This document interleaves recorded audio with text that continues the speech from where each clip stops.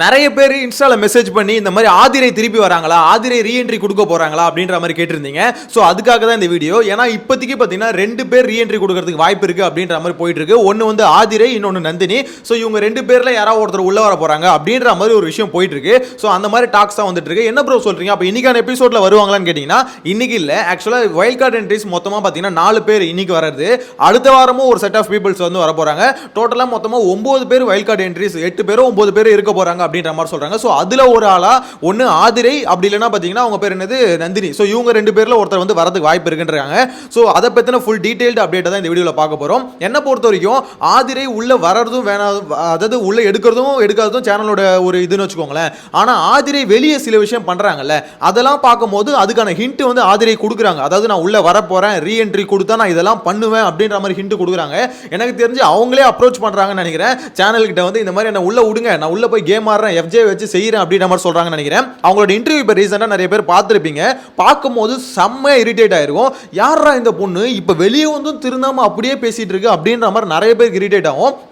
என்ன விஷயம் பார்த்தீங்கன்னா, ரியா வந்து பார்த்தீங்கன்னா ஆதிரை இன்டர்வியூ எடுத்திருப்பாங்க. ஸோ அந்த இன்டர்வியூல வந்து பார்த்தீங்கன்னா இந்த மாதிரி எஃப்ஜேவை நீங்க அப்ரோச் பண்ணீங்கல்ல, அவரு உங்ககிட்ட அந்த இன்டென்ஷனே காமிக்கல பெருசா அப்படின்னும் போது காமிச்சாருங்க, அவரும் காமிச்சாரு. ஆனா அதை வந்து கட் பண்ணிட்டாங்க. என்னங்க எப்படிங்க சொல்ல முடியும் அப்படின்னா, ஆமாங்க கட் பண்ணிட்டாங்க. அதே மாதிரி நீங்க கோவப்படுறீங்களேங்க, அதுவும் சரியில்லை அப்படின்னும் போது நான் கோவப்படுறேங்க, அதுக்கான ரியாக்ஷன் அவங்க பண்ணாங்க, அவங்க என்ன பண்ணாங்களோ அதுக்கான ரியாக்ஷன் நான் பண்ணது. ஆனா அவங்க பண்ணதெல்லாம் கட் பண்ணிட்டாங்க. எங்களுக்கு ஒண்ணுமே புரியல. ஆதிரை பண்ண எல்லாத்தையுமே கட் பண்ணிட்டாங்களா, ஆதிரியோட பர்ஃபார்மன்ஸை கட் பண்ணிட்டாங்களா, எஃப்ஜே வந்து ஆதிரை கிட்ட வலிஞ்சதை கட் பண்ணிட்டாங்களா. ஸோ எல்லாமே இவங்க வலிஞ்சது மட்டும்தான் இருக்குது, அவர் வலிஞ்சது இல்லை அப்படின்ற மாதிரி தான் அவங்க சொல்ல வராங்க. டோட்டலாக பார்த்தீங்கன்னா சேனலை வந்து இந்த மாதிரி சொல்றாங்கன்னு வச்சுக்கோங்களேன். இன்னொரு சைடில் ஹாட் ஸ்டார் லைவ்ல போய் இந்த மாதிரி பார்த்தீங்கன்னா நான் 3 பேருக்கு அட்வைஸ் பண்ணுவேன், இவங்களுக்கு அட்வைஸ் பண்ணுவேன், அவங்களுக்கு அட்வைஸ் பண்ண மாட்டேன் அப்படின்ற மாதிரிலாம் போட்டுட்டு இருக்காங்க.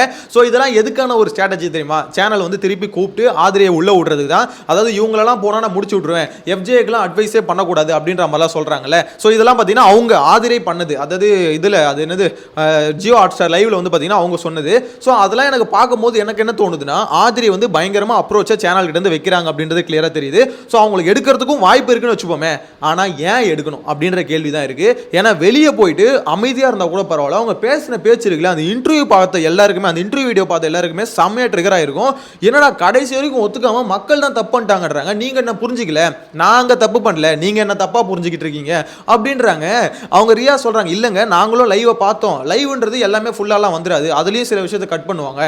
ஸோ அதனால நீங்க தான் என்ன தப்பா புரிஞ்சுக்கிட்டீங்க, நீங்க தப்பா பார்த்துட்டீங்க. ஆனா நான் வந்து அப்படி இல்லை, நான் தப்பான பொண்ணு இல்லை, நான் கரெக்டாக தான் இருக்கேன் அப்படின்றாங்க. ஸோ இதை விட ரொம்ப ஒஸ்டான விஷயம் ஆதிரை சொன்னது என்னன்னு பார்த்தீங்கன்னா, இந்த மாதிரி வந்து எஃப்ஜேக்கும் அவரும் ஒரு லவ் ட்ராக் போட்டுட்டு இருந்தாங்களே, அப்போ அவங்களே சொல்லியிருந்தாங்க நான் ஒரு பையனை லவ் பண்ணேன் அப்படின்ற மாதிரி சொல்லியிருந்தாங்க. ஸோ அப்படி சொன்ன ஆதிரை வந்து என்ன விஷயம்னு பார்த்தீங்கன்னா, அதாவது வெளியே வந்து எனக்கு ஒரு பாய் ஃப்ரெண்ட் இருக்கு அப்படின்ற மாதிரி சொல்லிட்டு இங்கே வந்து லவ் ட்ராக் ஓட்டினாங்க.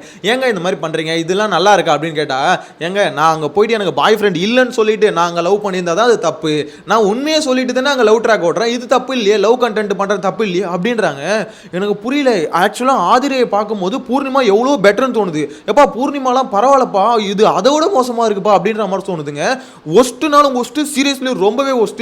எப்படி ஒருத்தவங்க இப்படி வந்து போல்டா கடைசி வரைக்கும் தான் மேல ஒரு தப்பு இருக்கு, கிரிட்டிசிசம் வருதுன்னா அதை அக்செப்டே பண்ணிக்காத ஒரு கேரக்டர், அந்த கேரக்டருக்கு திருப்பி வாய்ப்பு கொடுக்கறதே ஃபர்ஸ்ட் ஏத்துக்க முடியல. இன்கேஸ் வாய்ப்பு கொடுத்தாலும் ஆனா நம்மளுக்கு என்டர்டைன்மெண்ட் கிடைக்குதுங்க, உள்ள வச்சு செதுக்கலாம்.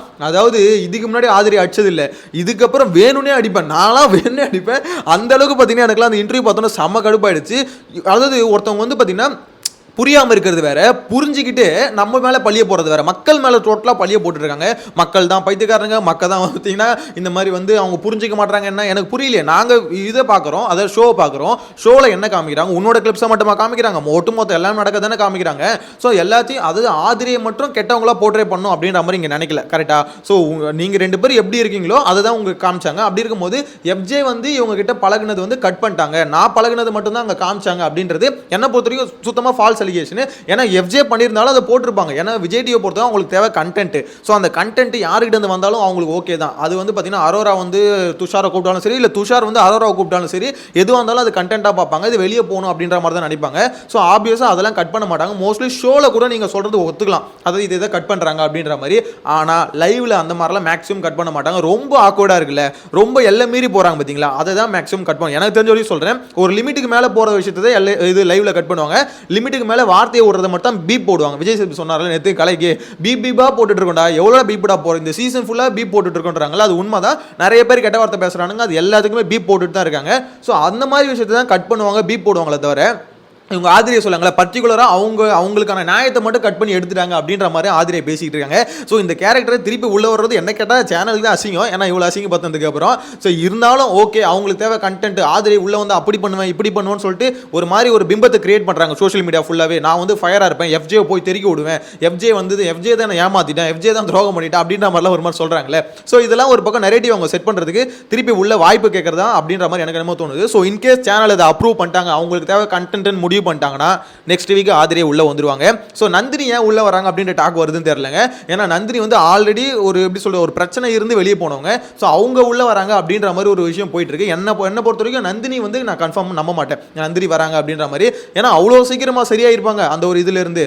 அவங்களுக்கு ட்ராமா இருக்கு, அதுல இருந்து பாத்தீங்கன்னா அவ்வளோ சீக்கிரம் வெளியே வர்றது சாதாரண விஷயம் இல்லை. கிட்டத்தட்ட பாத்தீங்கன்னா அவங்க ஒரு மாறிட்டாங்க. வெளியே போகும்போது அவங்க இருந்த மென்டாலிட்டி இருக்குல்ல, அது வந்து பாத்தீங்கன்னா யார் என்னன்னே தெரியாம யார் கூட பேசுறோன்னு தெரியாம அவங்க பேசுனது இருக்குல்ல, அது ஒரு எக்ஸ்ட்ரீம். அதை பார்த்து எல்லாருக்குமே புரிஞ்சிருக்கும் நந்தினி எந்த மாதிரி மைண்ட் செட்ல இருந்தாங்கன்னு.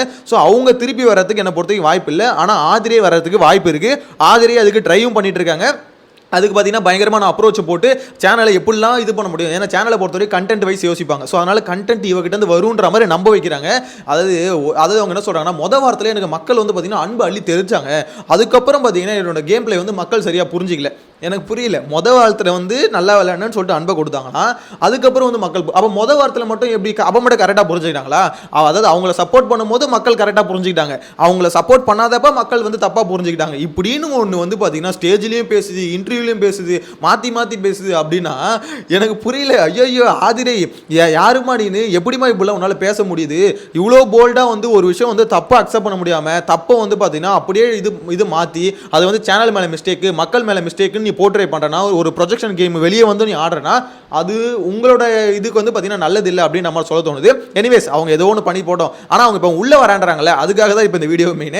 ஸோ உள்ள வரதுக்கு ஒரு ரூமர்ஸ் வந்து போயிட்டு இருக்கு, வராங்க அப்படின்ற மாதிரி சொல்றாங்க. வரட்டும் பார்க்கலாம். ஏன்னா நெக்ஸ்ட் வீக் பார்த்தீங்கன்னா ஒரு செட் ஆஃப் ஒரு லாரியில் எடுத்து வந்து கொட்ட போறானுங்க திருப்பி கொஞ்சம் பேர். ஸோ ஆல்ரெடி நான் சொல்லியிருந்தேன் இந்த வைல்ட் கார்டு என்ட்ரிஸ் அந்த ஃபர்ஸ்ட் ப்ரோமோல வந்து ஒரு மாதிரி பேசுறது வந்து எனக்கு தெரிஞ்சு இது வந்து ரொம்ப ஒரு மாதிரி அது ஓப்பனாக ஒரு வார்த்தை சொல்லணும்னு வச்சுக்கோங்களேன், சொல்லுவாங்களே புல்தீஸ்னு பார்த்தீங்களா, அந்த மாதிரி பார்த்தீங்கன்னா ஓவராக ஆத்துற மாதிரி இருந்தது. ஸோ அதை வந்து பார்த்தீங்கன்னா நிறைய பேர் சோஷியல் மீடியாவில் நல்லா பார்க்க முடியுது. இந்த மாதிரி இவனுக்கு வந்து ஓவராக பேசுகிறானுங்க, இதெல்லாம் ஒரு நாள் இப்படி தான் இருக்கும், ஒரு நாள் பார்த்தீங்கன்னா ஃபயராக இருக்கும், மறுநாள் பார்த்தீங்கன்னா புலம்ப ஆரம்பிச்சிருங்க, எல்லாம் சும்மா பில்டப் ரொம்ப அதிகமாக இருக்குது அப்படின்ற மாதிரி தான் மொத்த பேர் பேசிக்கிட்டு இருக்காங்க. வைல்ட் கார்டு என்ட்ரிஸ் என்ன பொறுத்த வரைக்கும் பார்த்தீங்கன்னா அமித் பார்கவ் இருக்கார்ல, அவர் மட்டும் தான் அடக்கி வாசிச்சிருக்காரு. நான் இது வந்து பேசலை சார், சைடில் இதுதாங்க டீசென்ட்டு. ஆக்சுவலாக உண்மையிலே அங்கே போய் விளையாடி காமிக்கணும், மக்களுக்கு அதுதான் பிடிக்கும். அந்த பில்டப்ன்றது இது ஒரு தடவை ப்ரோமோக்கு நீ கொடுக்கலாம், ஓகே. எல்லா டைமும் அதே பில்டப் பண்ணி கொடுத்து ஒரு மாதிரி நான் போய் தரன்னு இழுத்துன்னு வந்துடுவேன்றார்ல பிரஜைன். அங்கே வந்து எனக்கு என்னமோ அங்கே தான் அவர் மேலே இருக்க கான்ஃபிடென்ட் போகுது. ஏன்னா வாய் அதிகமாக பேசுகிறவன் செயல்பட மாட்டான்னு சொல்லுவாங்களே, அந்த மாதிரி தான் பிரஜைன் எனக்கு தெரிஞ்சு புஷ்னு போயிட்டு வரும் அப்படின்ற மாதிரி தோணுது. நீங்கள் என்ன நினைக்கிறீங்க? ஆதிரின்ற கேரக்டர் திருப்பி உள்ளே வந்தால் கேம் இன்ட்ரெஸ்டிங்காக இருக்கும், உள்ளே விடலாம் அப்படின்னு நினைக்கிறீங்களா? தயவு செஞ்சு அந்த கேரக்டர் உள்ளே விடக்கூடாது. அப்படிலாம் உள்ளே விட்டால் கேம் வந்து இன்னும் ஸ்பாயில் தான் ஆகும். அவங்களோட கேரக்டர்ஸை வெளியே அவங்க பேசுறது எல்லாமே சொன்னது பார்த்தீங்கன்னா சேனல் பற்றி தப்பாக சொல்லிட்டாங்க. ஸோ அப்படி இருக்கும் போது திருப்பி அவங்கள உள்ளது சரியில்லை அப்படின்ற மாதிரி தோணுது. அவங்களோட கருத்து மறக்காம கமெண்ட்ல மென்ஷன் பண்ணுங்க. சேனல் ஃபஸ்ட் டைம் பார்த்தீங்கன்னா சப்ஸ்கிரைப் பண்ணிக்கோங்க. நெக்ஸ்ட் வீடியோவில் மீட் பண்ணலாம். Bye by.